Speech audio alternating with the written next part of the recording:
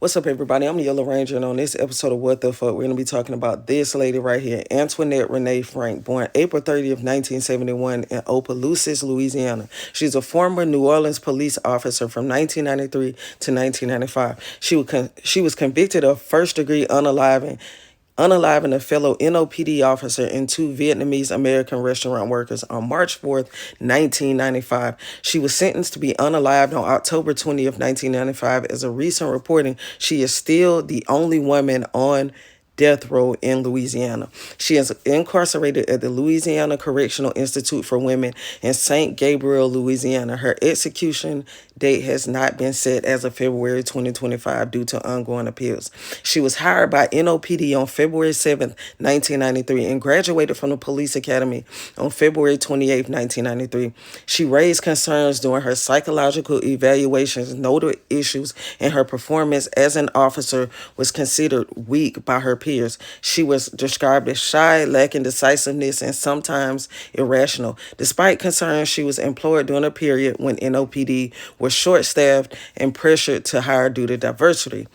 On March 4th, 1995, her and her accomplice, Robert Lecrae, a known drug dealer and problematic romantic partner, carried out an armed robbery at the Kim Ah Vietnamese restaurant in New Orleans.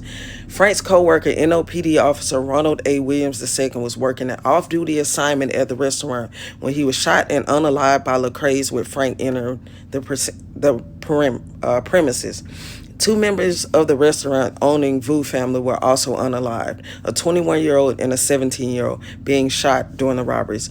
After the unalivings, Frank returned to the scene in her police patrol car, posing as a responding officer and attempting to cover up the crime. One of the survivors recognized her. Frank and Lecrae were indicted on April 28, 1995. Lecrae was tried separately, found guilty, and initially sentenced to be unalived. Frank's trial will begin on September 5, 1995. The jury deliberated for only 22 minutes to find her guilty on all accounts. The next day, they recommended the death penalty in 45 minutes. 1 month after her sentencing, a human skull was found in her home, buried under the house. This is the belief that this was her father, whom she reported missing in 1993. During appeals and clemency efforts, it has emerged that Frank was a survivor of repeated childhood essay by her father and possibly other traumatic experiences. Some advocates argue that the jury was never informed of her background. As of 2023, clemency petitions were rejected by the Louisiana Pardon Board, and her death date remains unscheduled.